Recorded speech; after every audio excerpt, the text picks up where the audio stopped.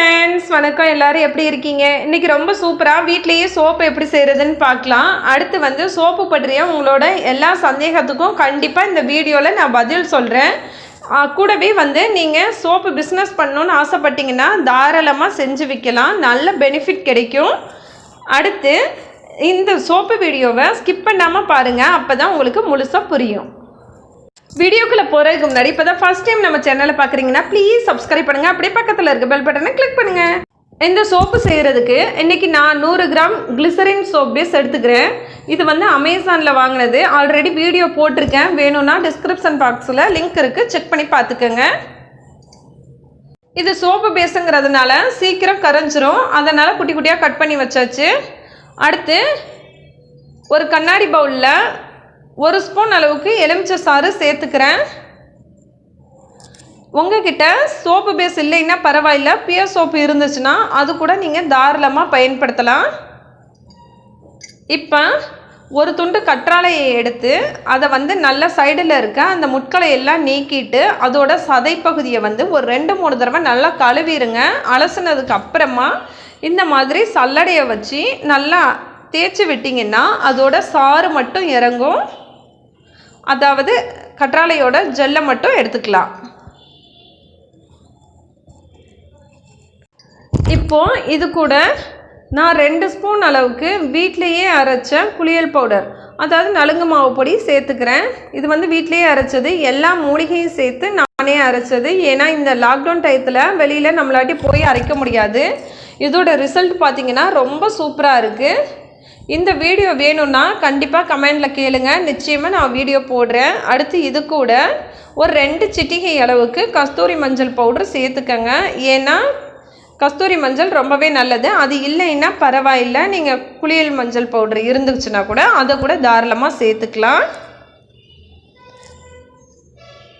அடுத்து இது கூட நான் ஒரு 4 ஸ்பூன் அளவுக்கு ரோஸ் வாட்டர் சேர்த்துக்கிறேன் ரோஸ் வாட்டர் இருந்துச்சுன்னா நீங்கள் தாராளமாக ரோஸ் வாட்டர் சேர்த்துக்கங்க அப்படி இல்லை அப்படின்னு சொன்னீங்கன்னா பரவாயில்லை உருளைக்கிழங்கு அப்படி இல்லைன்னா தக்காளி இதெல்லாம் அரைச்சிங்கன்னா சாறு வரும்ல அதுலேருந்து ஒரு 2 ஸ்பூன் அளவுக்கு எடுத்துக்கங்க போதும் ரொம்பலாம் சேர்க்க வேணாம் அதே மாதிரி இந்த நலுங்கு மாவு இல்லைன்னா பரவாயில்லை கடலை மாவு இல்லைன்னா பச்சைப்பயிறு மாவு இருந்துச்சுன்னா தாராளமாக அதை கூட நீங்கள் சேர்த்துக்கலாம் இது வந்து சருமத்துக்கு ரொம்பவே நல்லது உங்களுக்கு சோப்பு கூட தேவையில்லை இந்த குளியல் பவுடரே பார்த்தீங்கன்னா அந்த அளவுக்கு ரிசல்ட் தருது ரொம்ப நல்லா இருக்கு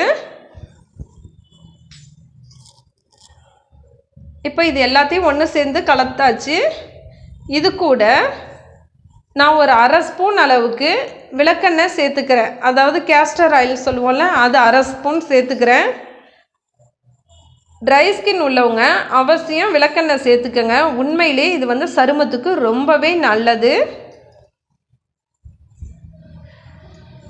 இப்போ ஸ்டவ் ஆன் பண்ணி ஒரு பாத்திரத்தில் கொஞ்சமாக தண்ணியை வச்சு அதில் வந்து நம்ம கட் பண்ணி வச்சுருக்கிற இந்த சோப்பு பேஸை வச்சுருங்க எப்போவுமே இந்த பாத்திரம் ஒன்று சில்வராக இருக்கணும் அப்படி இல்லைன்னா மைக்ரோவனில் பயன்படுத்துவோம்ல அந்த அழுத்தமான கண்ணாடியாக இருக்கணும் வேறு பிளாஸ்டிக் எதுவும் வச்சிடாதீங்க அதெல்லாம் உருகிரும் இப்போ பாருங்கள் உங்களுக்கு நல்லா பார்த்தீங்கன்னா தெரியும் இது கிளிசரின் சோப் பேஸ் அப்படிங்கிறதுனால உடனே உருக ஆரம்பிச்சிரும் 5 நிமிஷத்துக்குள்ள அடுத்து நான் கொஞ்சமாக ரோஜாப்பூ எடுத்திருக்கேன் அழகுக்காக சோப்பு மோல்டு உங்ககிட்ட இருந்துச்சுன்னா அது வச்சுக்கலாம் அப்படி இல்லைன்னா பேப்பர் கப் அப்படி இல்லைன்னா ஸ்வீட் பாக்ஸ் இந்த மாதிரி எது இருந்தாலும் பிளாஸ்டிக்கில் எடுத்துக்கங்க சில்வரை எப்பவும் பயன்படுத்த வேண்டாம் இப்போ 5 நிமிஷம் கூட ஆகலை சோப் பேஸ் நல்லா மெல்ட் ஆகிடுச்சு இந்த டைமில் உடனே ஸ்டவ்வை ஆஃப் பண்ணிடுங்க ஆஃப் பண்ணிவிட்டு இந்த சூடான தண்ணியிலையே இருக்கட்டும் இதே மற்ற சோப்பாக இருந்துச்சுன்னா கண்டிப்பாக மெல்ட் ஆகாது ஒன்று பியர்ஸ் அப்படி இல்லைன்னா சோப் பேஸ் தான் மெல்ட் ஆகும் இப்போ இந்த சூடான தண்ணியிலையே அந்த சோப் பேஸ் இருக்கட்டும் இதில் வந்து நாம் ரெடி பண்ணி வச்சுருக்கிற அந்த நலுங்கு மாவு எல்லாம் கலந்த கலவையை நல்லா மிக்ஸ் பண்ணிடுங்க ஏன்னா ஒரு சிலர் பார்த்தீங்கன்னா சரியாகவே மிக்ஸ் பண்ண மாட்டாங்க எதுக்கு தண்ணியிலையே சூடான தண்ணியில் வச்சு கலக்க சொல்கிறேன்னா ஏன்னா வெளியில் வச்சுட்டோன்னா சீக்கிரமே கெட்டியாயிடும் அதுக்காக தான் இந்த மாதிரி தண்ணியில் இருந்துச்சுன்னா கூட கொஞ்சம் நேரம் லிக்விடாக இருக்கும் இப்போ எல்லாத்தையும் ஒன்று சேர்த்து நல்லா கலந்து விட்டுருங்க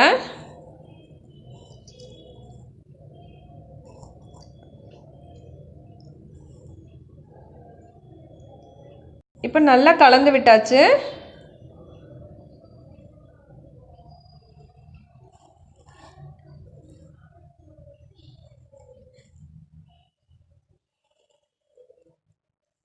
பாருங்கள், நிறைய பேர் கேட்டிருந்தீங்க இது மாதிரி சூடாக இருக்கும்போதே அதை வந்து நாம் டப்பாவில் ஊற்றி ஃப்ரீசர்லலாம் வைக்கலாமான்னு சொல்லிட்டு. இது நீங்கள் தொட்டு பார்த்தீங்கன்னாலே தெரியும் உங்களுக்கு வந்து நாம் இந்த கலவையெல்லாம் கலக்கும்போது அது வந்து சூடாக இருக்காது.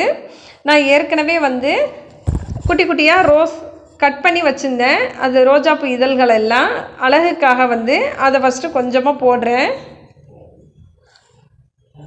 எப்போவுமே சோப்பு மோல்டு டப்பா இதிலெல்லாம் வந்து கொஞ்சம் வாசலின் அப்படி இல்லைன்னா ஆலிவ் ஆயில் ஏதாவது லேசாக தடவிட்டு அப்புறமா வந்து நீங்கள் இந்த மாதிரி சோப்பை ஊற்றுனீங்கன்னா உங்களுக்கு எடுக்கும்போது ஈஸியாக இருக்கும்.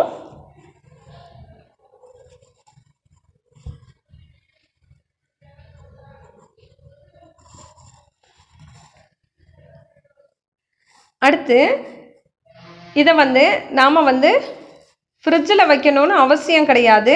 தாராளமாக நீங்கள் வெளியிலேயே ரூம் டெம்பரேச்சர்லேயே வைக்கலாம். ஏன்னா நிறைய பேர் வந்து ஃப்ரிட்ஜில் என்ன பண்ணுறதுன்னு கேட்டிருந்தீங்க. தாராளமாக வெளியில் வைக்கலாம். வெளியில் வச்சாலும் நல்லா கட்டி ஆகிடும். இப்போது இது மேலேயும் நான் கொஞ்சம் கொஞ்சமாக அந்த ரோஜாப்பூ இதழ்களை குட்டி குட்டியாக கட் பண்ணதை போட்டுக்கிறேன். ரோஜாப்பூ தான் போடணும்னு கிடையாது. நீங்கள் வந்து துளசி இருந்தால் போடலாம். அப்படி இல்லைன்னா உங்ககிட்ட புதினா இருந்துச்சுன்னா அதை கூட நீங்கள் குட்டி குட்டியாக கட் பண்ணி போடலாம். ஏன்னா நாம் வந்து இதில் வாசத்துக்காக எதுவுமே சேர்க்கலை.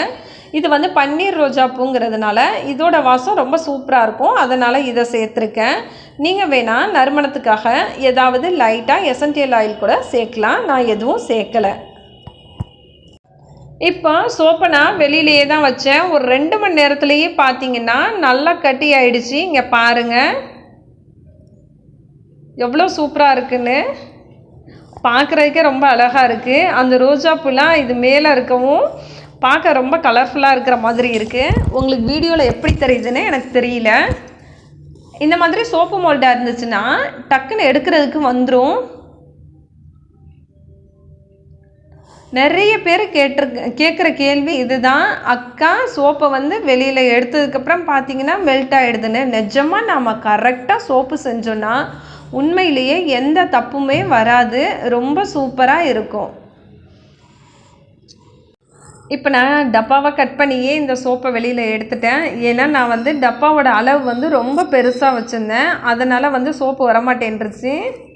கட் பண்ணி எடுத்தாச்சு. இதோட டிசைனுக்கு ஆசைப்பட்டு தான் இந்த டப்பாலையே ஊற்றினேன். சூப்பராக வந்திருக்கு. ஆனால் சோப்பு நிறைய பேர் வந்து சோப்பு செஞ்சுட்டு ரொம்ப நல்லா இருக்குன்னு சொல்லும்போது எனக்கு உண்மையிலேயே ரொம்ப சந்தோஷமாக இருக்கும். அதே மாதிரி ஒரு சிலர் வந்து சரியாக வரலக்கா மெல்ட் ஆகுதுங்கும் போது எனக்கு ரொம்ப ஃபீலிங் ஆகும். ஆஹா நம்ம இன்னும் சரியாக சொல்லித்தரலையோ, இன்னும் நல்லா சொல்லணுமோ அப்படின்லாம் தோணும். நிஜமாக அந்த மாதிரி ஏதாவது நான் இன்னும் நல்லா சொல்லித்தரணும்னு ஆசைப்பட்டீங்கன்னா தயவு செஞ்சு கமெண்டில் சொல்லுங்கள். நிச்சயமாக நல்லா புரிகிற மாதிரி சொல்கிறேன்.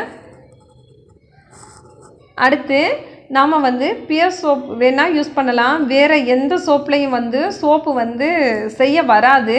அது வந்து அந்தளவுக்கு செட் ஆகாது. இதில் வந்து நுரைவலம் எப்படி இருக்குன்னு கேட்பீங்க. உண்மையிலே ரொம்ப சூப்பராக இருக்குது.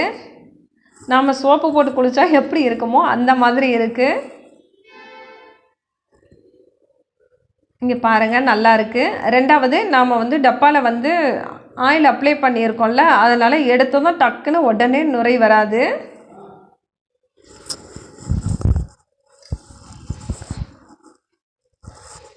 இது வந்து நீங்கள் அப்படியே ஒரு வாரம் விட்டுருங்க. கொஞ்சம் நல்லா காயட்டும். அந்த மாதிரி காய்ஞ்சிருச்சுன்னா உங்களுக்கு சோப்பு வந்து சீக்கிரம் கரையாது. எந்த கலர் பியர் சோப்பு வேணால் நீங்கள் தாராளமாக பயன்படுத்தலாம். இந்த சோப்பு தான் அந்த சோப்பு தான் இல்லை. பியர் சோப் கிளிசரின் சோப்புன்னு கேட்டு வாங்குங்க. அது வந்து ஷுவர் நல்லா இருக்கும். சீக்கிரம் மெல்ட் ஆகிடும். இங்கே பாருங்கள் ரொம்ப பளிச்சுன்னு இருக்குது. அடுத்து இதை எவ்வளோ நாள் ஸ்டோர் பண்ணலான்னு கேட்டிருந்தீங்க. நிஜமாக சொல்கிறேன், நல்லா சோப்பு வந்து காஞ்சிருச்சுன்னா கையில் எடுத்து பார்த்தீங்கன்னா லேசாக இருக்கணும். அந்த மாதிரி இருக்கும்போது டப்பாவில் போட்டு நீங்கள் மூடி வச்சுக்கலாம் தாராளமாக. கிட்டத்தட்ட 1 வருஷம் வரைக்கும் கூட தாராளமாக நாம் வச்சு பயன்படுத்தலாம். நான் ஆல்ரெடி ட்ரை பண்ணதுனால தான் உங்ககிட்ட உறுதியாக சொல்கிறேன். அதே மாதிரி நிறைய பேர் கேட்டிருந்தீங்க, நம்ம பச்சையாக எல்லாம் சேர்க்குறோமே இதனால் பார்த்தீங்கன்னா பூஞ்சை வராதா, கெட்டு போகாதா அப்படின்னு சொல்லிட்டு. நிஜமாக சோப்பு வந்து கிட்டத்தட்ட இப்போ நீங்கள் 100 கிராம் சோப்பு சேர்க்குறீங்கன்னா ஒரு 75-80 கிராம் தான் எல்லாம் கலந்த அந்த கலவையை சேர்க்கணும். நீங்கள் 110 கிராம் 120 கிராம் வந்து அந்த வேப்பிலை சாறுலேருந்து எல்லாத்தையும் சேர்த்து கலந்தீங்கன்னா நிஜமாக சோப்பு வந்து சீக்கிரம் கெட்டு போயிடும். அது வந்து முழு பாகமாக இருந்துச்சுன்னா, இது கரெக்டாக எல்லா இன்க்ரீடியன்ஸும் சேர்த்து ஒரு 80% இருந்துச்சுன்னா சோப்பு வந்து கெட்டே போகாது, நல்லா இருக்கும். அடுத்து நீங்கள் கேட்கலாம், சோப் பேஸ் வந்து கெமிக்கல் இல்லையான்னு சொல்லிட்டு. நிஜமாக இதுலேயும் கெமிக்கல் கலந்துருப்பாங்க, இல்லைன்னெலாம் சொல்ல முடியாது, கொஞ்சமாக கலந்துருப்பாங்க. இதில் நாம் இந்த மாதிரி இயற்கையான கலவைகளை கலக்கும்போது இது நம்ம சருமத்துக்கு எந்த பாதிப்பையும் ஏற்படுத்தாது, பயத்தையும் ஏற்படுத்தாது. இதனால் பார்த்தீங்கன்னா நம்ம முகத்தில் இருக்க அந்த பருவு, கரும்புள்ளி, தழும்பு இது எல்லாமே மறைஞ்சு சருமம் வந்து ரொம்பவே சுத்தமாக பளிச்சுன்னு இருக்கும். நீங்கள் வேணால் ட்ரை பண்ணி பாருங்கள், நிச்சயமாக ரொம்ப சூப்பராக நல்ல ரிசல்ட் கிடைக்குது. இதை நீங்கள் பிஸ்னஸாக கூட செய்யலாம். ஏன்னா நிறைய பேருக்கு சோப்பு செய்கிறதுக்கு டைம் இருக்காது. அப்போ வந்து நீங்கள் உங்கள் ஃப்ரெண்ட்ஸ் சர்க்கிள் அப்புறமா ரிலேஷன் இவங்கக்கிட்டலாம் வந்து சொன்னீங்கன்னா கண்டிப்பாக அவங்க வாங்கிப்பாங்க. நீங்கள் வந்து முடிஞ்ச வரைக்கும் நேர்மையாக இயற்கையான கலவையை நிறைய கலந்து சோப்பு செய்யும்போது கண்டிப்பாக அது வந்து ரொம்பவே நல்ல பலனை கொடுக்கும். அதே மாதிரி இதுக்கு எவ்வளோ காசு வாங்குறதுன்னு கேட்பீங்க. நிஜமாக அது உங்கள் விருப்பம்தான். அடுத்து வெயிலில் வைக்கலாமான்னு கேட்டிருந்தீங்க. வெயிலெலாம் வைக்கக்கூடாது, ரூம் டெம்பரேச்சரில் தான் வைக்கணும். அப்புறமா ஃபுல் பாடி பயன்படுத்தலாமா அப்படின்னு கேட்குறீங்க. நிஜமாக நாம் சோப்பு போட்டு குளிக்கிற மாதிரி தான் ஃபுல்லாகவே தாராளமாக போட்டு குளிக்கலாம்.